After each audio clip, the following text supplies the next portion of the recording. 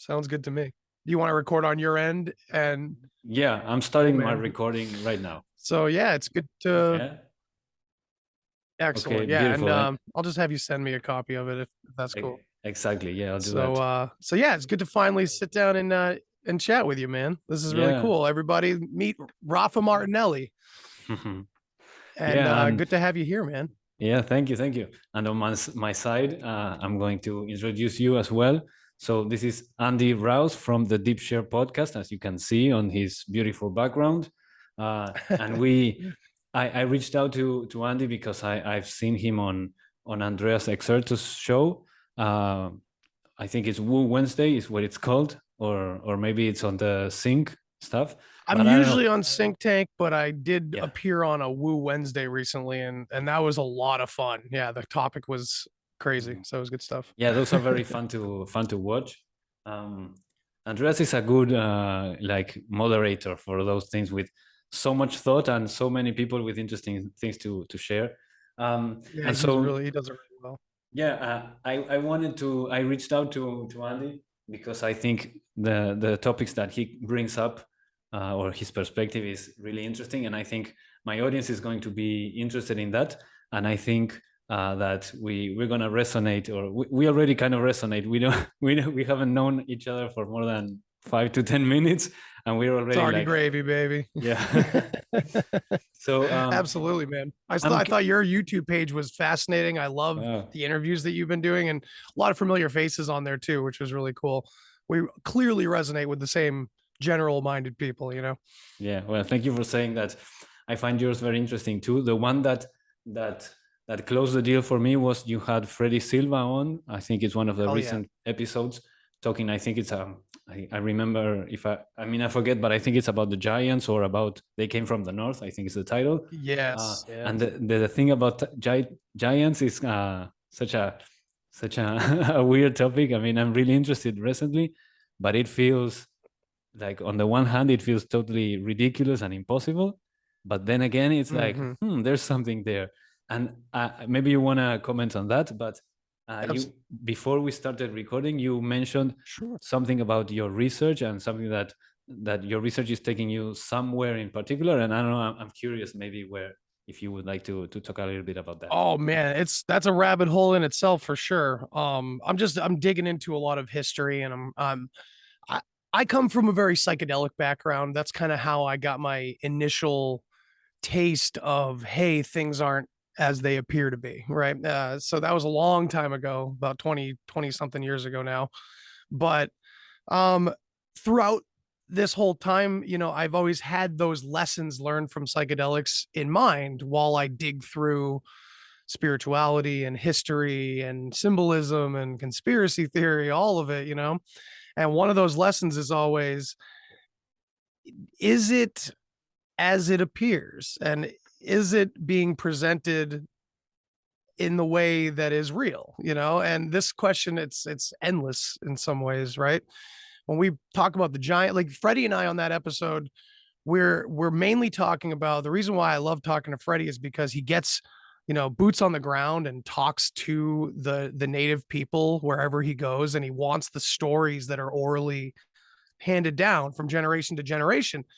And juxtaposing that perspective with the accepted version of history is a good way to kind of, it's like alchemy in a way. We're getting this third mixing at the top where we get to see, like, okay, well, this is what all the stories are, and this is what is written in all the textbooks handed out by the state.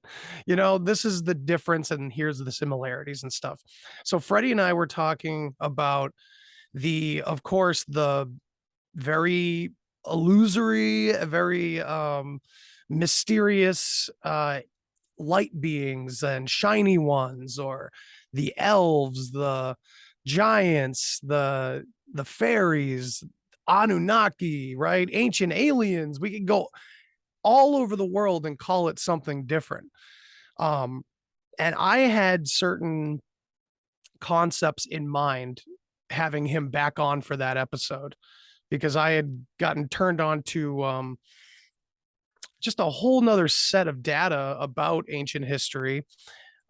It always seems like the ancient history that's been like hidden or is finally coming out is never ever from European countries or Scandinavian countries. No, we figured all that out. That's all just recent. No big deal.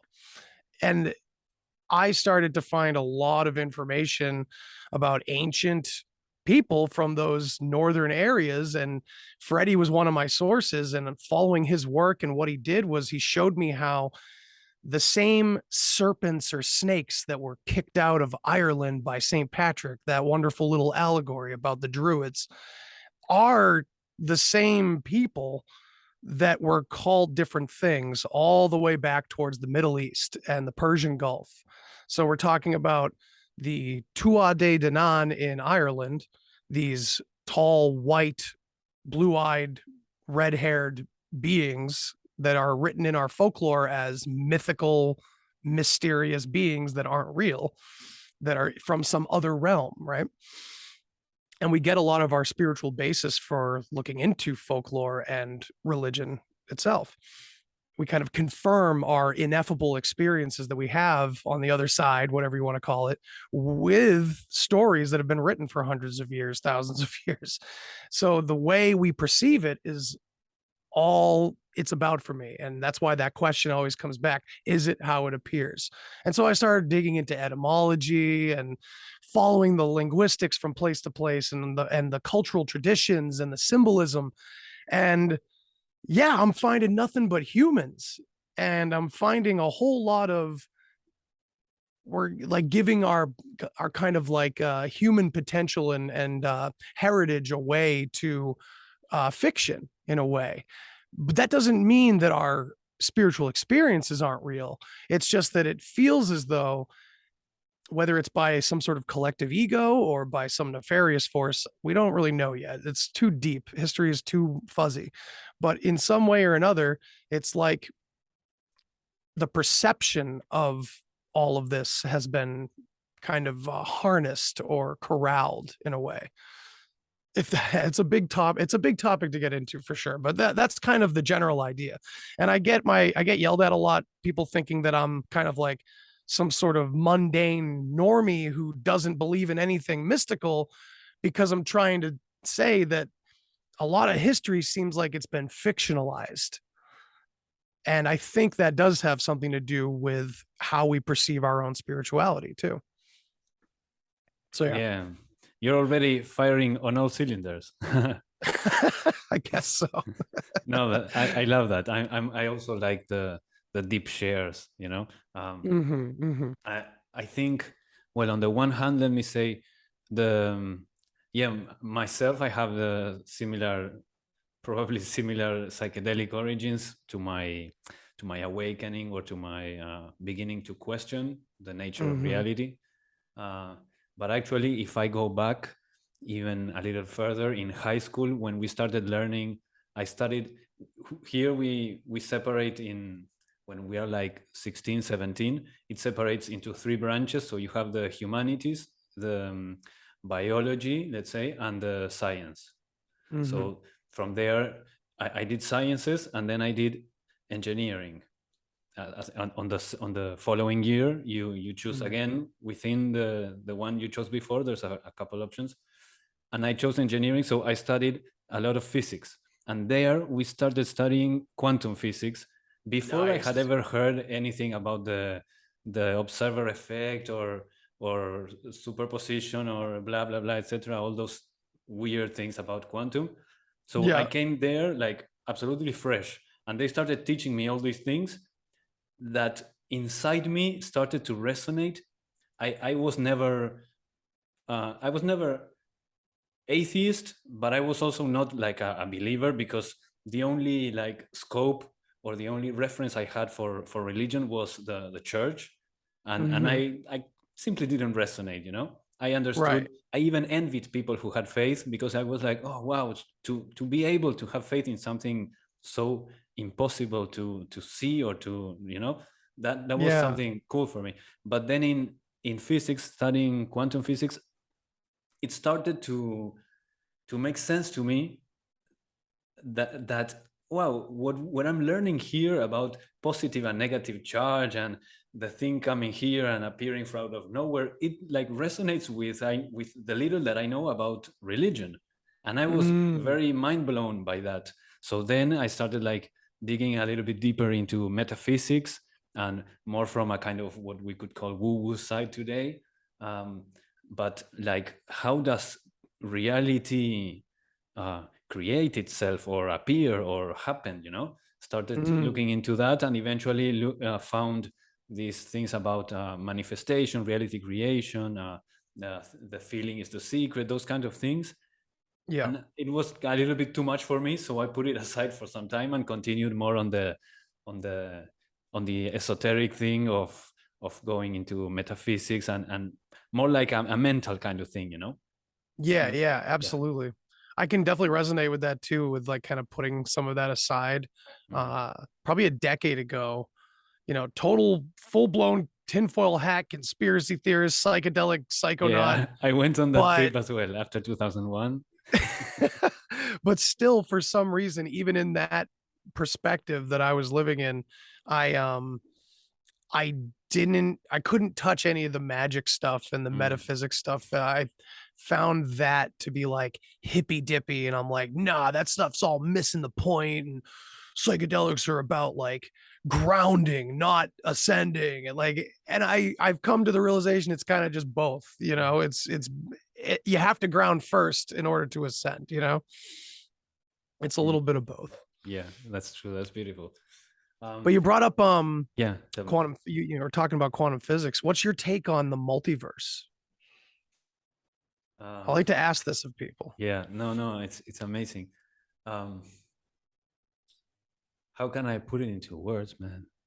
Uh, one, it's like it's an answer that would take me like a million years to actually reach the end of my answer, but to kind of start looking at it, I think, or it's not just thought, it's kind of, so I've worked with and I work with the Akashic records, and so Mm, from there, I mean, that's a whole other rabbit hole, but from there I've received stuff that resonates true with me, so it's valid for me.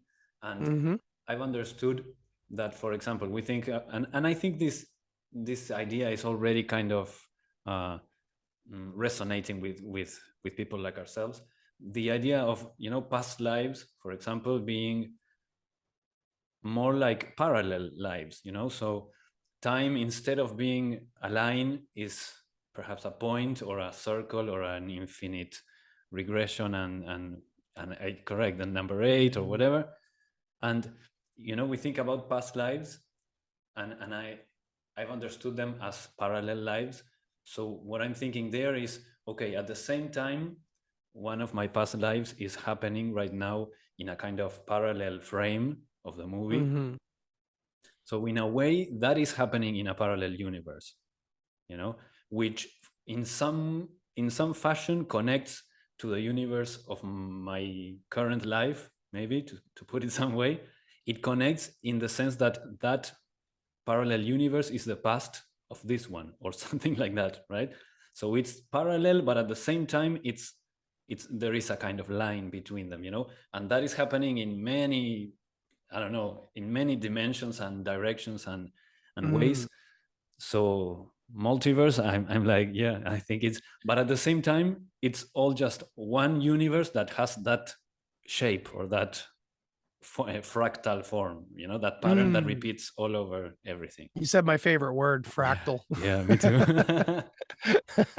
Yeah, I like your take on that, man. I really do. Because a lot of times I find that I disagree with like not people that take it seriously, but it seems like the word multiverse is just abused and thrown around all over the place. And I think like Hollywood doesn't help because it kind of gives us this very physical material, like, yeah, you're gonna just like jump into another dimension and you're gonna physically you yourself, you get to hold on to this ego and this persona right now, but you get to jump into this entirely different timeline. I feel like that would melt your brain or melt consciousness if suddenly like because who is this you that is this that's in multiple places, right?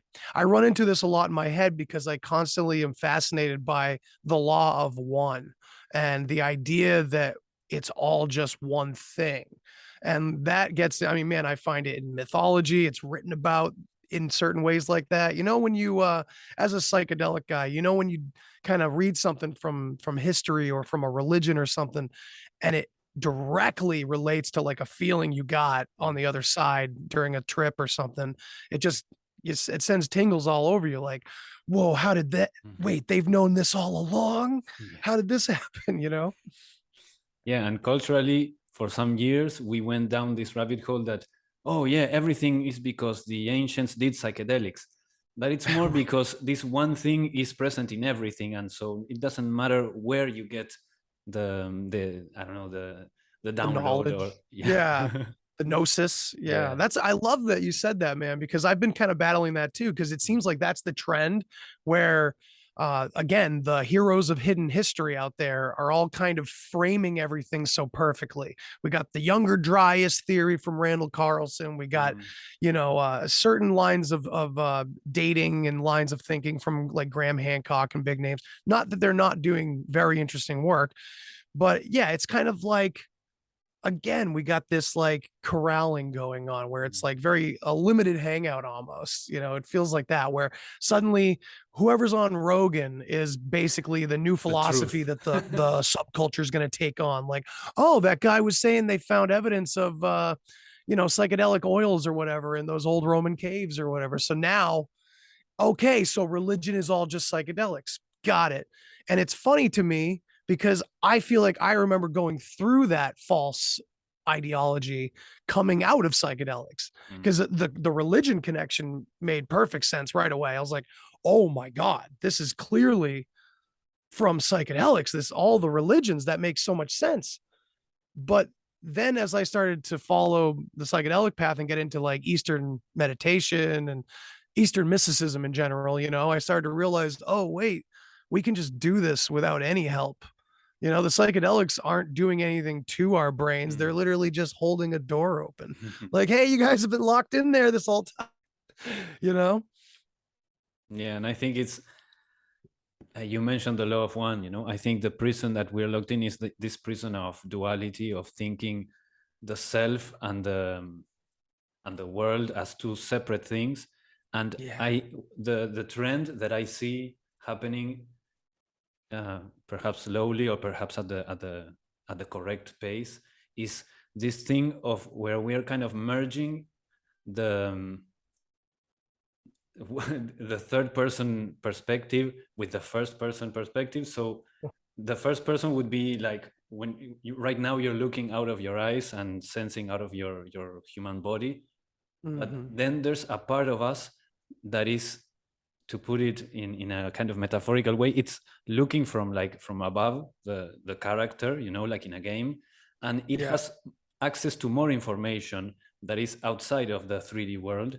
So it's on the other side, like you say, Mm. and that self is both shared by all of us, so it would be in Eastern terms Brahman, but at the same time it kind of subdivides itself into different souls or different atmans, right? Which Yeah. would be, so maybe we have this first person perspective looking out your eyes. The third person, we could say, is the or maybe no, let's call it the third perspective. Yeah. A third person is this atman, and then there's something that is even larger than all of that, or containing all of that, which paradoxically is also nothing. Dude, I It's was just going to say that. so that's why it's so funny. We're trying to solve a whole bunch of mysteries that it feels like, on the one hand, they are real because they happen in this 3D world, but at the same Yeah. time they are created by the illusion that is this world, by the illusion of language. It's like, you create a problem only because of the way you're thinking about something, and when you Mhm. change your perspective, you realize, oh, that wasn't a problem, that was actually one of my greatest gifts in life, but I was looking at it in a way that made it seem like a problem. And it's like we're doing that in the most complicated way. Yeah, it's like calling them math questions or, you know? instead of math problems. I Yeah. heard that once from someone. Yeah, that's just in your perspective. Yeah, because life, because it feels like sometimes that reality itself is a question. Maybe not a problem. That's the perspective, but it's like a question, like, what if? It almost feels like that because when you were saying how the further out you go and the bigger you get, all of a sudden it's actually paradoxically nothing. It's it's like a pregnant void. It's almost like the expression, I'm so tired I can't even sleep. Like, or I have so many things to do, I can't do anything. It's like everything is so everything that it's just nothing. There's like, it's just an absolute paradox. And I think Yeah. that's the point. I think we're here. We're like, I can't remember who it was, but someone kind of put it like, we're all like different realities flabbergasted into existence at the same time. Like we're all together going, oh my God, we're here. Why? Who are we? I don't know. Oh my God. I guess let's just hold each other tight because what else is there to do, right? Yeah, nothing else. Yeah. And everything we're doing to solve those questions brings up new questions which we think, oh, now we have to solve all of this, and again fractally it's opening and it's infinite and Following the infinite. fractal. I think Terence McKenna gave this idea of this analogy of lighting a fire in the darkness. You light the fire and it reveals more darkness, and then you light another fire and the only thing it reveals is that there is, at the end of the light, let's say, of Yeah. the reach of the light of the fire, there's even more darkness. And it's like that, we're lighting fires thinking that we're going to reach a destination or a point where we say, oh, I have figured everything out. And there is this impulse of like trying to figure everything out there, thinking that the only way or the only place to figure things out is out there. But like you were mentioning about Eastern mysticism, we start learning, and quantum physics, we start learning that it's all happening in here, inside of us. I don't know how else to put it. Or even like, let's go a step further and say that you get to a point where you realize that the concepts of inside and outside are just another duality. Exactly. You Exactly. know, Yeah. So that's the point I think I'm trying to get to. It's like it's both things at the same time. You have the first person perspective and the third person at the same time, and right? a kind of part of the trick is learning to synchronize those two and be able to access and live your life from either of those without attachment. Which is Mm-hmm. not easy. This is just like a kind of Right. theoretical Absolutely. framework I'm trying to express, but Hell yeah. not forgetting. We keep forgetting because the 3D world becomes so overwhelming sometimes that we keep forgetting that there is something else. And whatever helps you remind yourself that there is something else, that's absolutely precious, and you should uh, enjoy it for as long as it lasts. And sometimes it's meditation, sometimes it's watching a show on TV. There's shows on TV that Mm-hmm. are kind of mind-blowing recently. And if it Oh helps you yeah. remember who you are, which is not just the thing that you are aware of, in waking life, but something else. That thing that goes to sleep and wakes up the other day. Mm-hmm. And this person doesn't quite remember the 8 or whatever hours, but something is there while you're asleep, and at the same time that something is nothing. And so it's that paradox, that Buddhist paradox of you are nothing actually, but Right. not something bad. Alan Watts, uh, I'll let you I'll let you talk, sorry. But Oh, no worries. No, go ahead. Alan Watts, I remember he said, the me I don't know, something about the meaning of life, and his conclusion is that there is no meaning, and we keep, from our perspective, we think that there being no meaning is something bad, but it's Right. actually the fact that it has no meaning implies that you can make whatever meaning you want out of it, because it's just free. Do whatever you want, and if this is meaningful to you, go ahead and do it. Mm. Yeah. I mean, that's a lot.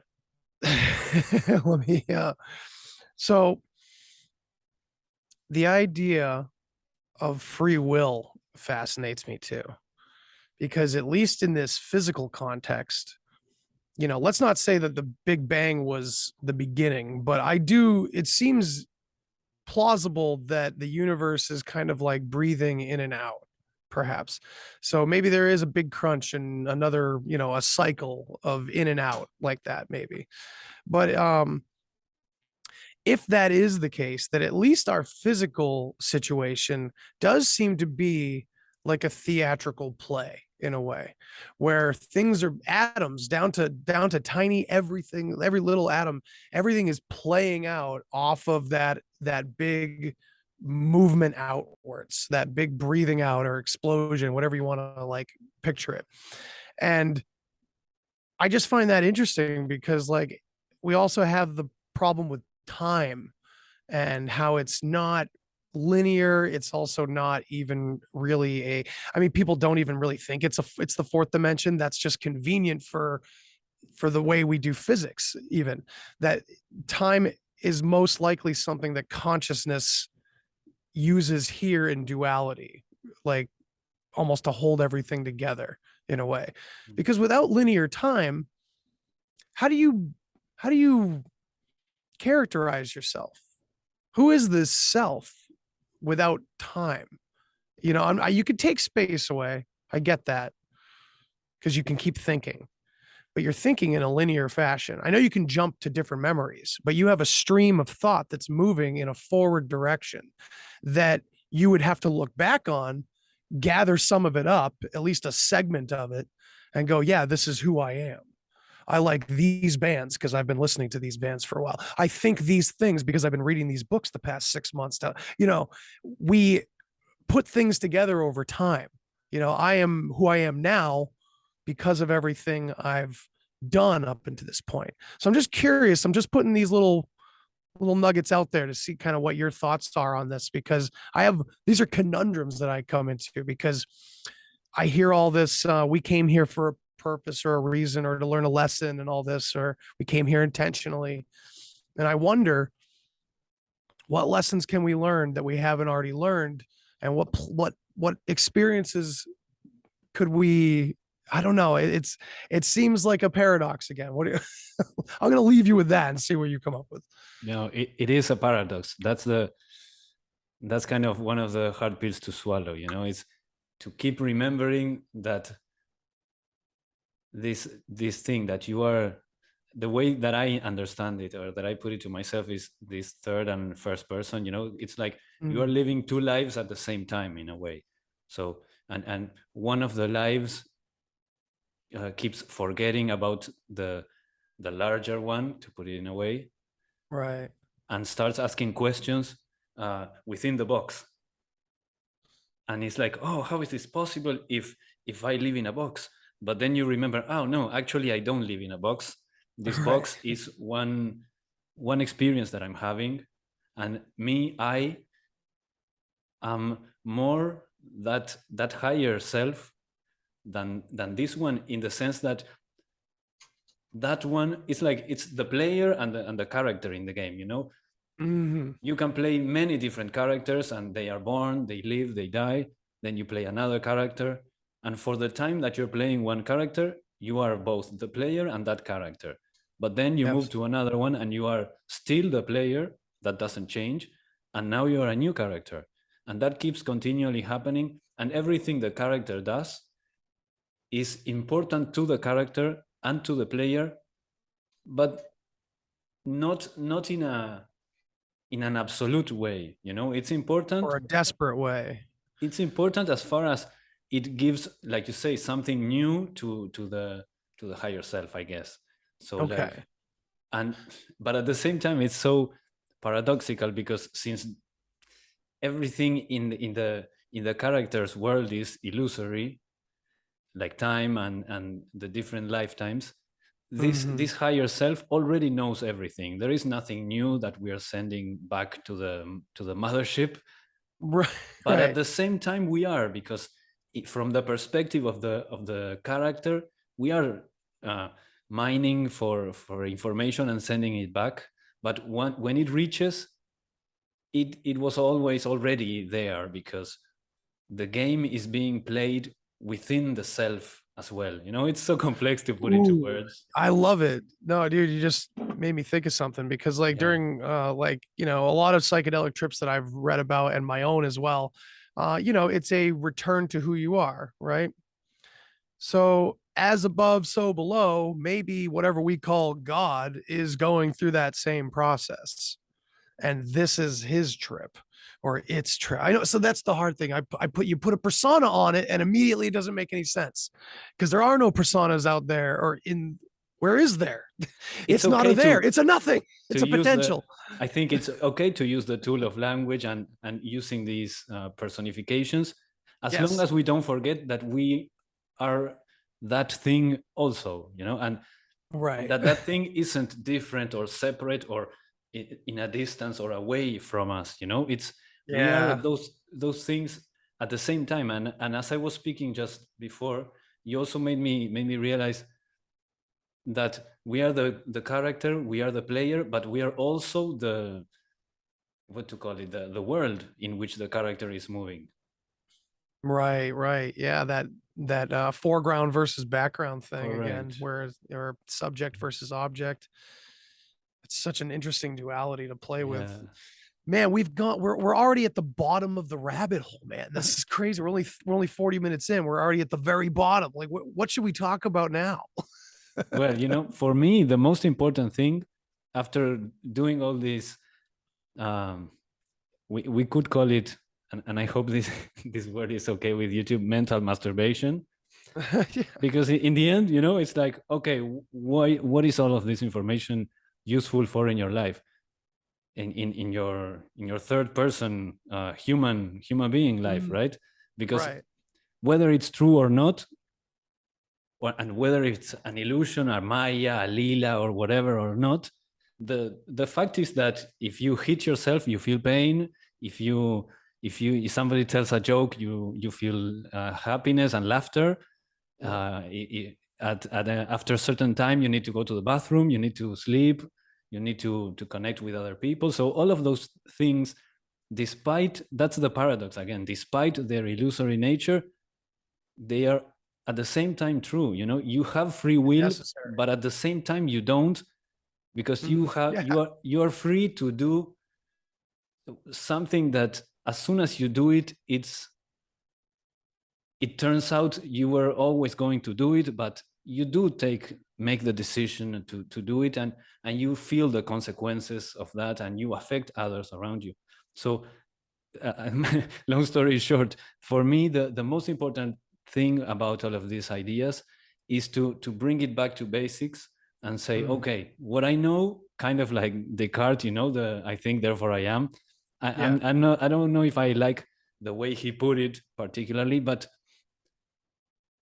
I know that I'm here, that I'm real, that I'm feeling, that I am, that there is Mhm. this body here, which, and this mind, etc., which feels stuff and is interacting with the world. So how can I improve this or polish this so as to live my my most ideal life, and to have the best influence on myself and on those around me and on whoever I meet, Mhm. smiling at a stranger in the street. We live in cities with millions of people, and barely ever do we say hi to anybody we cross in the street. We might cross 150 people every day on the street, and we look away, or if they look at you, you're like, what the You hell got your does he guard up. think looking Yeah. at me? But when you go to small towns, everybody's like, hey, hi, Yeah, but yeah. the more, I find it on the mountains too, man. I'm a mountain climber. I love hiking and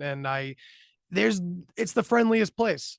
It brings it out of me too. The most jaded person on the streets, I'm like the friendliest guy out in the mountains. I think it's because we, in those places with less distractions, we have naturally more time for self observation or whatever.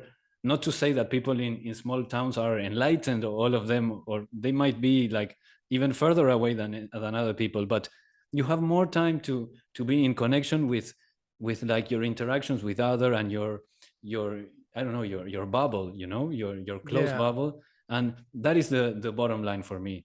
We get to the bottom of this rabbit hole, like you were saying, and Yeah. what do Yeah. we find there? It's like, What do we okay, do with it? now when you go out on the street, how are you going to treat people? How are you going to respond to the way others treat you?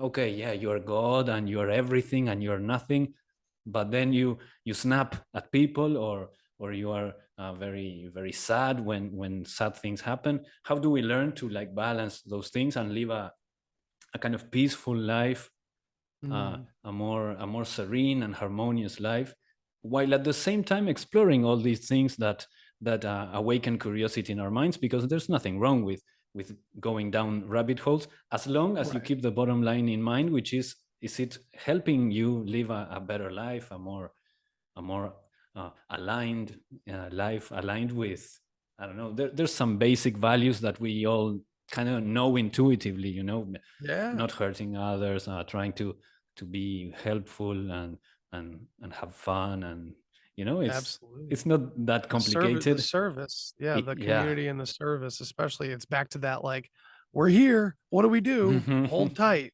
Because, what better? I mean, I think that's why, we say love is all and everything, because in this flabbergasted moment that we're all experiencing together, I mean, consciousness just comes to the realization that, like, you have to be like, in unity, because what else are you going to do for this one moment that's here, it's this beautiful thing that we're experiencing, Mm. if that makes any sense. Yeah, and But this oneness we're talking about, yeah. this back to basics, the third person versus first person, it's interesting to think that, like, our version of mysticism, because we're so, generally speaking, unguided, we can just fall into so many different, like we were talking, like rabbit holes.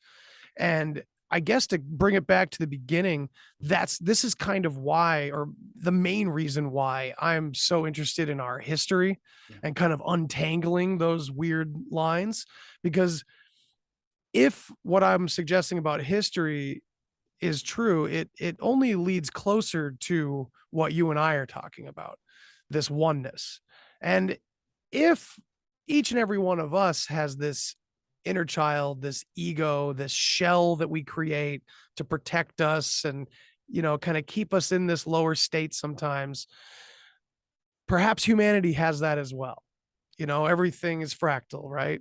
So all of us together, like I was saying before, it's almost like God has an ego, where it's like we have this side of us that comes into physical reality in the form of control and power and greed and violence and narcissism. All these things are kind of like the product of the ego desperately trying to hold on to something, I mean, the fear of death, right? If everyone on the planet knew, or had the perspective, at least from you, me, and a number of other people we know, on what life and death really is, our entire civilization would be wildly different, Yeah, not to say that we don't fear death. I mean, I'm not gonna talk for you, but Of I course mean, not. No, I do too. Yeah, of course.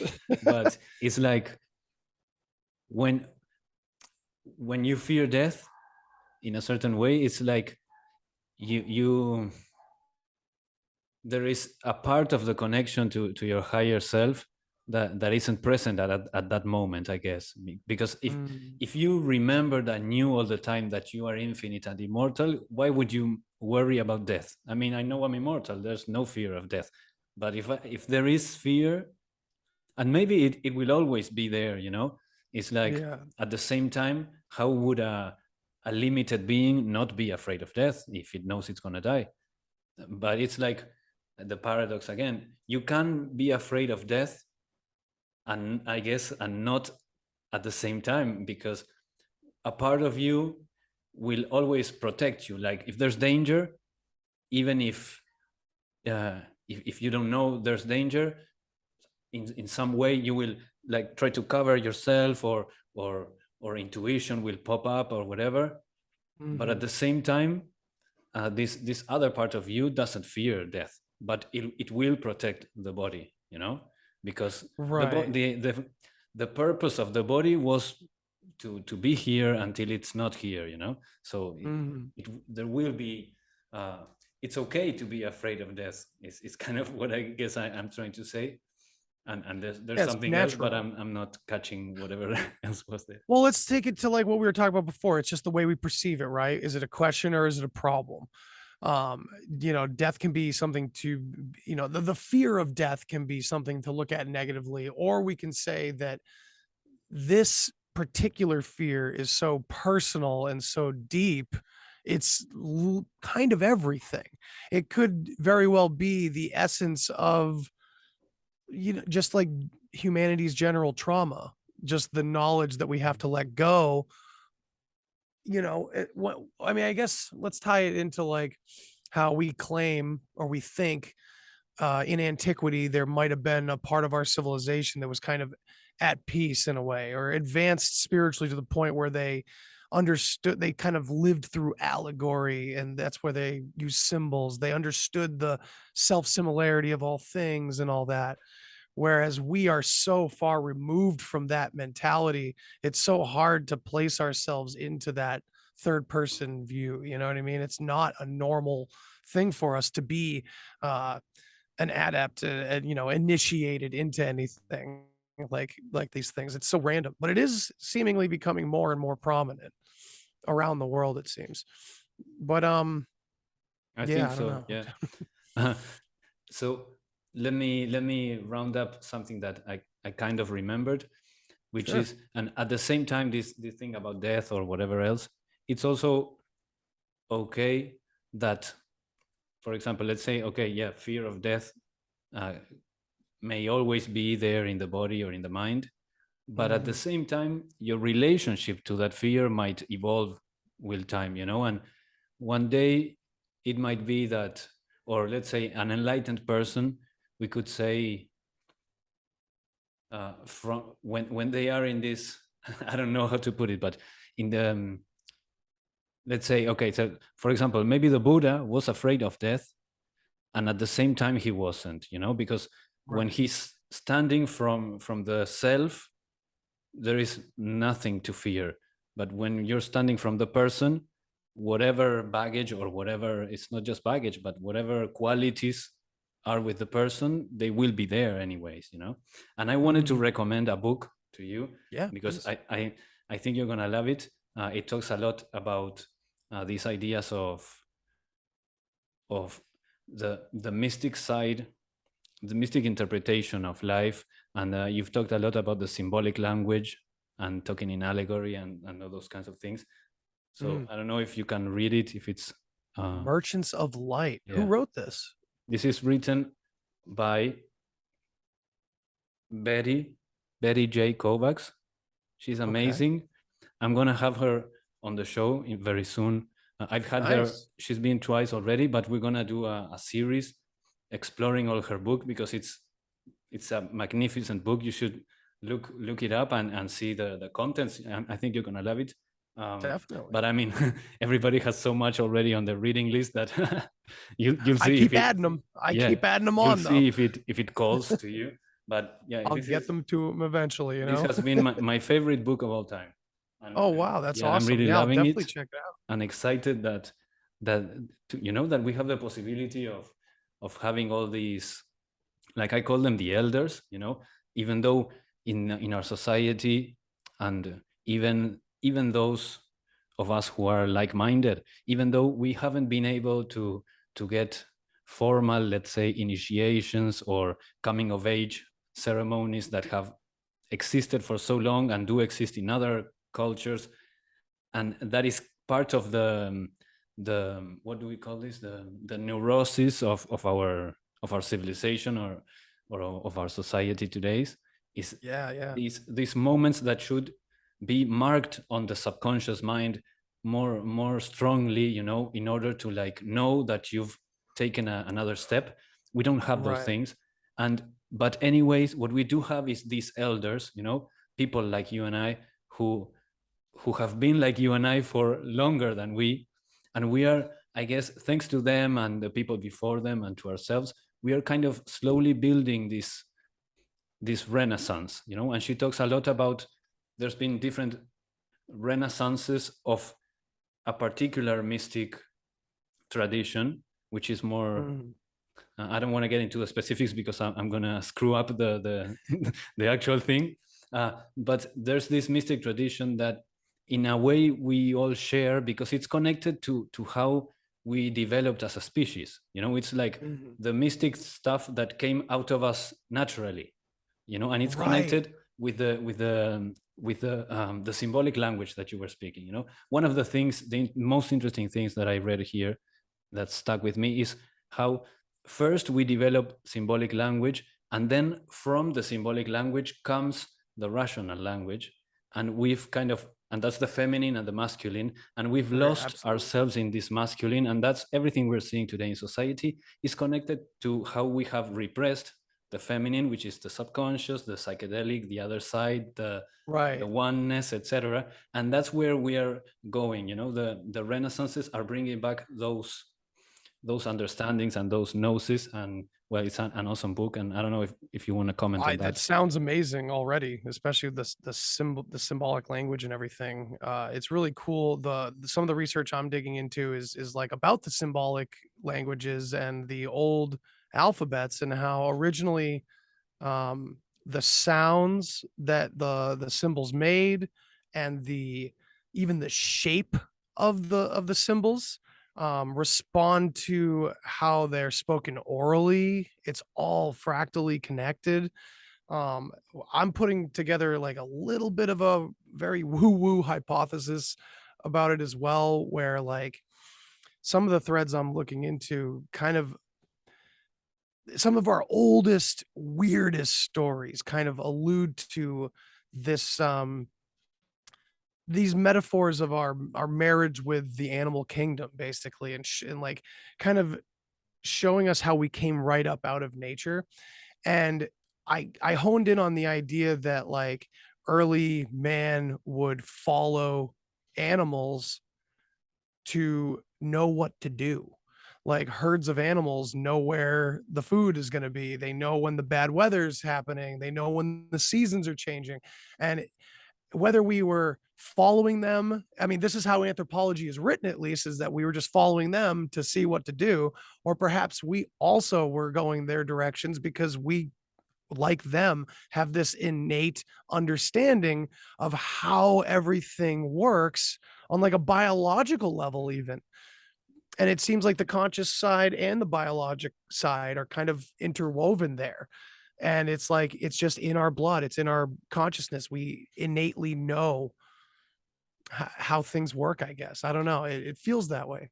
I think that's true, you know. And maybe what the anthropologists are saying is like after a certain period we developed or got lost in the rational Right. language and forgot, Yes. you know, that Yeah, natural man. thing. Because yeah, our bodies are animals. We keep, that's another one that we keep forgetting, you know. Our bodies are, Yeah. whether we want to say it's a kind of ape or monkey or whatever or not, or whatever, extraterrestrial, whatever it is, it's an animal basically. It's a Right. flesh and blood animal that has instincts, etc. Though they're kind of what do we call this? Latent or kind of asleep or underused, right? But Right. probably we were, like you were saying, in this oneness with nature, in this connection. I'm not trying to fantasize it or but No. we were probably in whatever way animals to this day are in connection to nature. I think we shared that to a point. You know, we had probably a different expression of it, as every animal perhaps does. But then I Yeah. guess something happened that is probably connected with this development of this other part of our awareness, of our consciousness. The we could call this The the rational rational mind. language. And Yeah. I don't know why that got apparently out of hand, or the whole point of that development was to get out of hand so that it could be merged back, you know, like again the Ooh. the splitting to return the big bang and the big crunch. I don't know. because Yeah, prodigal son returns, man. we keep It's projecting our opinion onto things in nature that have no meaning, like Alan Watts was saying, right? It's like, oh yeah, yeah, no, it's horrible the way society is going and the artificial intelligence and the techno right, something and whatever. Yes, it is if you want things to go your way and you don't agree with that, right? Which I'm not right. saying that I agree with that, but I'm saying if you don't care either way, if you look at from the higher self, it's like, yeah, shit is happening on Earth, and let's just look at the Sims and what's happening, right? Right, yeah. I mean, there's so many threads, and yeah, the rational mind thing, getting lost in that. It's almost like, I'm sure you've heard the term default mode network, right? It's another way, a fancy way of saying basically like the reduced survival mode consciousness of everyday life, as opposed to the psychedelic landscape or the meditative landscape, whatever you want to call the other side of that heightened awareness. And it kind of feels like that same duality where we lost or we were reduced. Like the rational mind did what it does, it put everything in boxes, including itself, you know. It's crazy. And to think that maybe that makes sense, that the unhinged free roaming conscious stream of free thought, of experiencing reality raw, I guess you could say, or at least the image of reality raw instead of through these reductions, is probably what animal life is. And if there's a flow, and you and I are kind of talking about the fractal nature of everything, and you look at animals, they never go outside of what they're supposed to be doing, right? It's kind of rigorous and it's boring, right? We get to be creative and, write on walls and whatever, but they literally just eat, shit, sleep, mate, repeat. And they just survive. And we look at it that way. It's just survival, right? And then I don't know. I've been kind of looking at the whole archaic revival idea, and it's like, man, people are not ready to go back to the archaic way of living, because it's basically like our version of animalistic living. The oldest heathen pagan cultures, the proto Germanic people, or even before that. It's like we're talking about this kind of consciousness where they're like literally surviving and going with the flow of everything. And I think there's all that beauty that we have taken for granted and we long for now, and we're kind of getting back in a lot of our spiritual understanding of things now. What we're kind of longing for is that old way of there is no creativity or individuation. I don't think it's more like just understanding how things flow, and once you do, there's no worry to do anything else. And that's kind of, Alan Wattsy right there, right? He's very much the person that says, there's nowhere to go. There's nowhere to go, and there's nowhere else to be. There's no one else to be. It's all happening right now. I don't know. Yeah. That was a big matzo ball. Something you said in there clicked. Let me kind of fetch it. About our how we the thing about just surviving and all that. What did I want to say about that? There was something interesting, I think. Well, I'll tell you what I something that came also. Sure. On a recent mushroom experience, Yeah. I was so my cat came in I opened the door of the house, and the cat came in, and I was sitting with the door to my left, and she came in through the door through my left side, and I had this, I don't know how to explain it because in words it's just ridiculous, but it was this like overwhelming sense, like, oh wow, the feminine is coming in.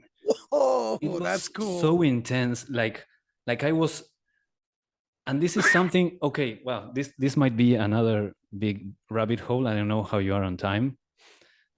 Don't have much time, but we can always do a part two, brother. For Awesome, sure. awesome. So I okay, I'm gonna finish this story. So something that I felt is like, oh wow, that opening of the door was symbolic of something that I opened within me with the aid of the mushrooms, something Mhm. that I opened within me that allowed the feminine, the mysterious. It was dark, so it was also night, the night and the animal nature, the subconscious, the feminine to come in. So I did a kind of ritual, and intentionally it was just opening the door, something we do every day, you know, and letting Yeah. the cat in. It happens every day. But that particular day, it was like, oh wow, look at what just happened. And this reminds me of how in this paradoxical thing of the two different persons, that the two different lives we're living, Mhm. and that third uh, element in that kind of equation that is the world, right? The world, we tend to again push it away and say, oh, the thing is over there and it has nothing to do with me. But Right. what I've also come to understand, and I'm still processing that, is that everything that's that's in our perception is a reflection of our inside. So the outside is the inside in a way that is like almost literal, and or Yeah. more than literal, symbolic, you know. And Yeah, I it's like that you like said that's more than literal. I like that. and it's like, you know, for example, those basic things. Okay, so clean up your room. Why? Because for some reason the way your room is a reflection of how your inner state is, of your mind. If you live in a dirty or crowded place, it kind of reflects that your mind is that way. And what does that even mean? You know, it's like the kind of line that I draw between the two ideas is that everything. So for example, this, well, I'm not going to use the microphone because it's like for talking to you today, but let's say you have a glass on the table, you know. Yeah. It's kind of like, or the, okay, the general disorder in a person's room. It's like every circle that you open in your mind, so a thought, a worry, a problem, a this, a that, an attachment, an aversion, a happiness, a rejection, a sadness, we kind of project it onto the world in a symbolic way, like psychically create. mm, it sounds so, but it always has to meld or work within the 3D bounds. So okay, yeah, you manifest the thing that you are projecting your neurosis onto, Mhm. uh, but the way you manifest it is you go to a store and you buy it and you bring it to your house, right? Right. Unless you are extremely advanced in this and you can, but at the same time, if you are so advanced, you probably won't manifest a, a disorganized house, right? But it's Right. like Yeah. everything that is in place in your house is like something that's in your mind that for some reason you don't want to think about it. So you send it to the subconscious. And when you send it to the subconscious, you send it to the world. It's like the Yes. world is your subconscious. And one final idea, imagine you go into outer space and you travel all the way. I have this idea that at the end of space is the inside of your head, let's say. You know what I mean? So if you would reach like a black hole, you would come out the other side through through your eyes again. It's like a loop, or even through Whoa, somebody else's dude. eyes, and that's like parallel lives and whatever. Mm. And I don't know why I could go forever I dig with that. stuff like this. Yeah. I dig that. No, it reminded me kind of a, I guess, an experience or thought, whatever that I Yeah. had on psychedelics, which was that this, like the our idea of karma, our human way of understanding karma. I mean, it's really just like like action and reaction in a way. Um, that we may be able to put together a conscious reason why we have Mm. chosen to come here, but it's almost as if as soon as you go to that bright light, you're coming out the same mom you just did or something like that. And it's a loop, like a literal loop. And like I had a really interesting feeling on psychedelics, and I've gone back. I've gone back there like it's a place.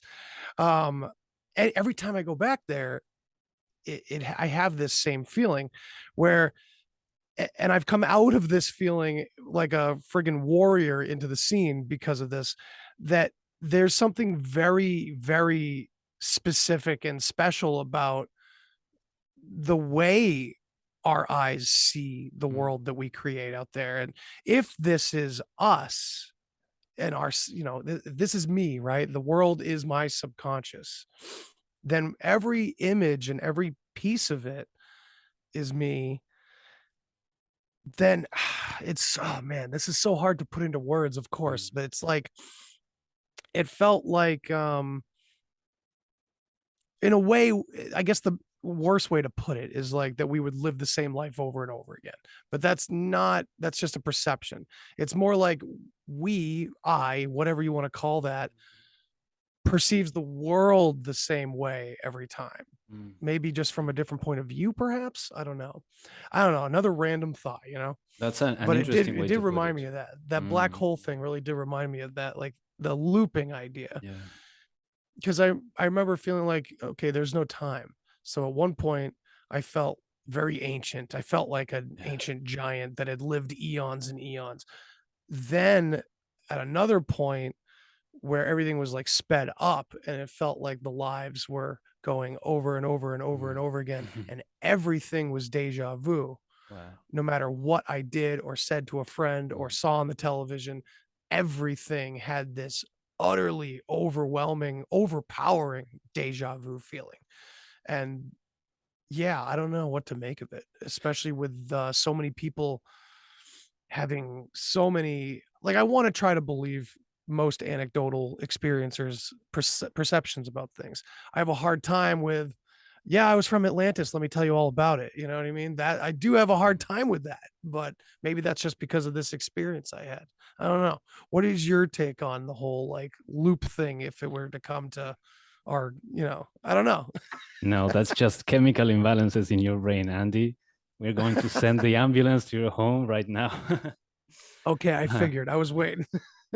You know, I had a big um, a kind of a challenge with the idea of, when people are saying, oh, and I want to say something about astrology. So Oh, cool. but before I'm going to say this thing. So when people say like, oh yeah, I am from, like you say, for example, Atlantis, or I am from the Pleiades, I am from Arcturus. Right. But when that clicked for me, in part thanks to my connection to the Akashic records, when that clicked for me was when I kind of relaxed the definition of I and stopped projecting my own definition onto others and started looking and saying, okay, what does this person even mean when they say I am from the Pleiades? So okay, Mm, probably they are not referencing their body, and they are referencing another part of themselves with which they maybe identify more, or are identifying more at the moment, or something like that. mhm. And then you start looking into all of this alternate history research, and there is the ideas of galactic wars and planets colliding into each other, and different species coming here or going over there and whatever. And you're like, oh right, okay, so maybe a soul that perhaps incarnated physically, or maybe it didn't need that, but perhaps a physical incarnation on another star system, then incarnated here on Earth today, and it's this person is the vehicle that is carrying that soul, who has I can get down with remembered a little bit about that journey, and Yeah, they are I can saying, get down with I that. am from Cygnus. And somebody Right. from the outside might say, okay, yeah, send the straight jacket for this guy because he's crazy, but and Right. at the start, I never would say they're crazy, but I would say like they're like misguided, or shallow in the way they're thinking. But now I kind of understand what that might be about, and I have my own Yeah. beliefs about perhaps the journey of my own soul, which of course I Mhm. don't know for sure, but through different kind of other side contacts I've had, certain validations for myself. So, Okay. and at the same time, it's like, what does that serve my current life, right? Because that's the only thing that I really have, like we were saying before. Right. And plus, if it's co-creation, I mean, I always reference a Harry Potter quote at the very end. I don't know. Have you seen all the Harry Potter movies or read any of the books or anything by chance? You can say it. I know about it. I haven't watched all Okay, fair because enough. I'm not that into the but I know That's about fine. it. I soak up these kind of stories and movies because I know they're Yeah. just dripping in Yeah. allegory. Yeah. I love more And so, Lord of the Rings is more my stuff. oh, I am all. Yeah. Oh man, that'll be a whole nother topic for us someday, man. Um, but in Harry Potter, near the end, they're in this very in between place. Harry and Dumbledore, who's already dead, so they're in between existence, and it's the scene where Voldemort is defeated, and it seems like his little ego is just shrunken and curled up into the fetal position under a bench, just withering away, feeling sorry for itself. And that's all that's left of him, or something. And Harry asked Dumbledore, is this real or is it all in my head? And Dumbledore says, well, of course it's all in your head, Harry, but whatever gave you the idea that that makes it not real? And it stuck with me because this was post psychedelics when I read these books. And I'm just like, oh, damn it. That's the greatest line ever, because it just resonates so hard. Where, a lot of people run wild with the manifestation stuff and they don't really get what you were saying, where you're literally manifesting how you're perceiving yourself and the world and everything. We can run wild with it, but at the same time, it is essentially true. And that, like, even though it's all in our heads, or we could, maybe you don't know exactly for sure that your soul traveled to wherever you think it went, but because you're using your imagination, I guess, in a way, like, this is a whole nother topic kind of to get into, really. But like, if you're familiar with a guy named Neville Goddard, he's a excellent person to look into for this stuff, because he really believes that the human imagination is God. And that might even be like a rudimentary way to put it, but I think the essence of that is true, right? It's our access point to that pregnant void, that pregnant with possibility place, I guess. Yeah, I think so. I do want to get into the Akashic records with you, but we'll probably have to save it for another episode. Yeah. Because I really love that topic. I love how you have the very mystical side of it, which is very personal, and it can be interpersonal, but very psychedelic in a way. Yeah. And then you have this, Indiana Jones hunt for like a physical hall of records, like under the Sphinx and stuff. And I just find it lovely because it's just as above, so below, right? We're desperately reaching for things in the material world. Maybe they're real. Maybe we will make them real, like a grimoire or something, because of how we feel about it, because it is real on a psychic level, right? Who knows? But I definitely want to get into that whole topic with you at some points. That makes total sense, and just to round up the idea of the world being our subconscious mind. Yeah. Okay, so again, we were flying into outer space, and suddenly you start finding you find Mercury, you find Venus, you find Mars, you find Jupiter, etc. And that kind of helps give a kind of explanation for astrology. Why would it work? Well, because Jupiter is a reflection of an aspect of your mind. Mars is a reflection of another aspect of your mind, which is placed over there, out there. And at the same time, it's for you, when you were born, it was at a particular place. So it was kind of manifested or extruded, or this other side of you that was over there and is over there now in connection with all the other things. So if everything outside of you is a projection of your mind, and the further you go, you're going deeper into your subconscious mind. It makes sense that your personality would be represented by the things that are so massive out there. Okay, according to science, there's planets in the sky, but that's a whole other thing. If whatever the heck is going on up there, Yeah, dude. No, and I love where you took this, man, with the because really I was just thinking how like how many different traditions considered like Jupiter the father or Saturn this or that. These archetypes go from the minuscule to the massive, the smallest thing in our universe to the biggest. And it really is a perfect representation of mind because the further out you get, the less you know. The deeper into your mind you get, the more Mhm. mystery there is. So I think this is a great place Mhm. to hold up and stop for now. This is a really great time. I'm so glad that you reached out, man. I'm glad that I resonated with you on whatever you saw from Woo Wednesday. Shout out to Andreas and all the homies there. So please, Rafa, tell my audience where they can find you and your work. Yeah, sure.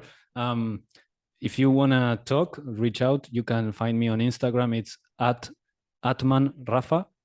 It's just Atman, the like Batman without the B, and then my name Rafa, Atman Rafa on Instagram. Then YouTube. Oh, I can share. I have actually prepared because I'm such a good boy. I have. Ooh, Can you see my screen? absolutely. Yeah. So okay. So Mystic times. here's my channel. My channel is just on YouTube, Rafa Martinelli, and you can find.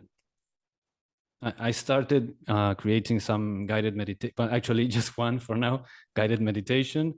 But I also started putting out some of my music. My it's like ambient and that kind of psychedelic kind of meditation and relaxation and tripping kind of music.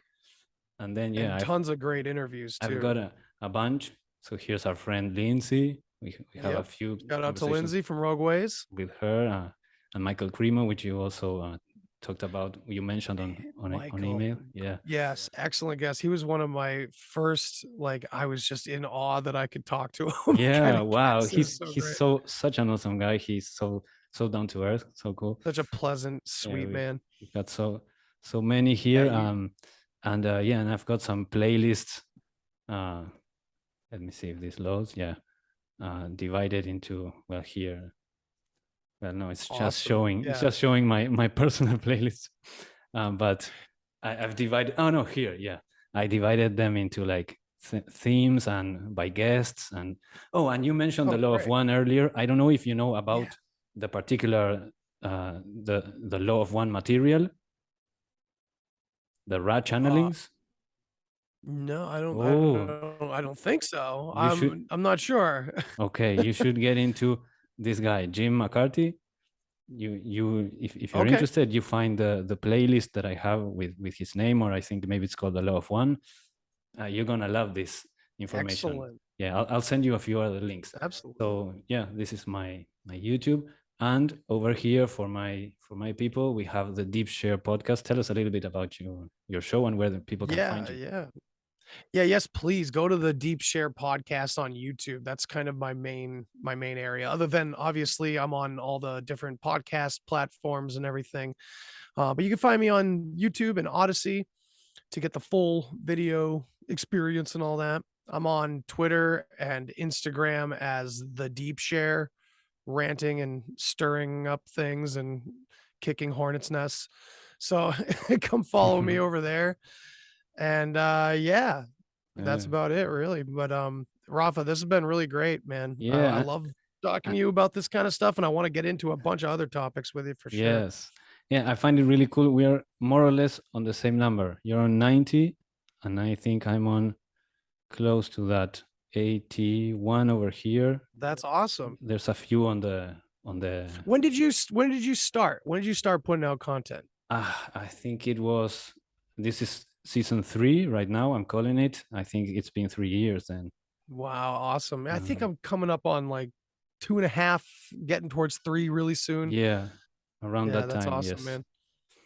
And I And this is what I love the most, where like there's suddenly a good reason to just sit down with someone you've never met before and Mhm. find out you can like make some magic happen, you know? This is alchemy in my opinion. Yeah, for You know, sure. Let two me different see. perspectives coming into a new one. This one came out July 14th. So I think I started recording on February or March of 2020. So Excellent. 23 Cool, man. today. Yeah. Yeah. So you Around can three imagine, years. folks, there's plenty to check out on his No, channel no. too. And please check out Andy's stuff. We need to plug each other. This is so weird, this part Yeah, when we we did do really the well. We did really well with the plugging. awesome. Well, I like that you enjoyed it. Let me see. Is there anything else we're missing? Let me stop the share so we can say goodbye. Um, Yeah, man. well, I really had a great time. Uh, yeah, and I'm Likewise. extremely happy also that you resonated when I wrote, because that's that's also so beautiful and important, you know, to connect, like again, like McKenna was saying, you know, to find the others, you know, connect with the others. Find the others. Yeah, Yes. and be bold, you know. And if there's somebody you're interested in talking to or connecting, and you're afraid of reaching out, the worst thing that can happen is they just don't reply to your email, you know. But Yeah, man. I've don't never lose the had a rude opportunity. person. Yeah, don't lose Yeah. the opportunity to reach out to somebody that you think might help you live a more harmonious life, you know, that bottom line that we were talking about. um, you know, that's Yeah. the whole reason we're here, is to try to enjoy this life and have a great time. So My yeah. favorite thing in the whole world that I've experienced over the past couple of years is having like someone that listens to my show reach out, and Mhm. it gets more frequent, and I start to connect with them, and they're showing me all kinds of crazy stuff. And just like everybody does, I'll say to them, you should have a show, man. You should do your Mm, own thing. And I just love it. I haven't talked about it in a while, but it's just the listener becoming the participant, and it's mm, just happening more and more and more. And I think there's naysayers out there like, oh, what everybody's got their own shows, nobody's yeah, listening to anybody. No way. We're trying to take in as much as we can. We're listening to yeah. as many of each other as we Mhm. can. Yeah, and it's a So bunch of us. I've actually had uh, listeners suggest guests, you know, and I have those guests on, and it's amazing conversations. Again, very resonant. And I just remembered I also started. So for those who prefer to listen on Spotify, the show is on Spotify too. I was looking to get the link before we started, and I I just couldn't find it. But I'm sure if you search for it, or I I'll can put find it it in for the, you. yeah, we can put it in the notes. And Absolutely. the other thing I would like to plug is I also have a Patreon. So if you guys are interested in donating or being helping out with the creation of the show and of my art, my music, etc., give it a check it out. And yeah, I hope you also had a wonderful time. I don't know if maybe you want to plug. You have a Patreon as well. You want to remind I people. technically do, but to be honest, I think my 3 patrons are just, Mhm. a charity for are just in support of my stuff because I haven't put out much on Patreon for a long time. I Mm, just have so much going on all over the yeah, place in my personal life and everything. Doing the show is a responsibility on its yeah, own, yeah, yeah. but I do want to put out more content. I do have a plan to release certain things on that side. So if you Mm, wanna go check it out, I do have a good solid amount of content on there to check out at least. Um, mhm. but it's just the Deep Share Yeah, podcast over. it's not easy, you know, to put out more content. Sometimes you need help, and to get that help Mhm. you need money, because who's gonna Sometimes, work yeah, for free? And in that way, you know, Patreon is an amazing service for us. Yeah, I don't have absolutely. many Patreons either, but you know what I realized, again, this changing of perspective. I was looking at, oh man, I want to get X amount of Patreons and I have this number, and it's like, oh, I'm failing, I'm not reaching my goal. And Oh, then I realized, because I also don't, for a while I started putting out a second hour exclusively on Patreon, but then I yeah, realized they don't have like almost any views. It's like a waste. So I yeah, started sharing them on the show. That's why some numbers are um, mixed up on the YouTube. But what I realized is this exclusive stuff that I'm sharing here has very little views, which means actually they had zero views. I'm going to be honest, they had zero views, but which means that the few amazing people that are on Patreon, they're actually there because they appreciate my content enough to just make a regular donation, you know? And that absolutely. warmed my heart so much, because I was looking at myself as a failure because of the perspective I had taken. And then I looked at the thing from another perspective and realized, oh wow, this this is like such a beautiful gesture from people, to Yeah. be sharing some of their money just because they like the content that I put out or the perspective that I share here. And so that made me connect with the appreciation, actually, rather than the feeling of failure and lack mentality. Oh yeah, absolutely, man. So I had to be convinced to start a Patreon. My wife just kind of was like trying to, she was framing it and she felt like I was like lacking confidence or something Mm. because I was saying like, what, why do I need to put myself behind a paywall, blah, blah, blah, blah, blah. So like I had to be convinced to go on there in the first place. So when I did get the three that I have, I am so thankful that they're there and I appreciate them and I want to put out more content. And the plan is there. It's Yeah, just the execution is another thing. yeah, But yeah, it's back to that like the no views thing too. Like only a couple people got to see this incredible conversation between me and so that I put on that, all these different episodes. And yeah, there's something to that where it's just a balancing act. But I really appreciate you, man. I appreciate everybody listening and I appreciate those patrons, man. And yeah, we'll have to do this again soon for sure, man. yeah, of course. Okay, let's stay in touch. Thank you, everybody, for being there. Well, I don't know. There's nothing else to say. Thank you. Have a Adios. Good great night. week. We're sending you lots of love, and adios. Bye. Goodbye.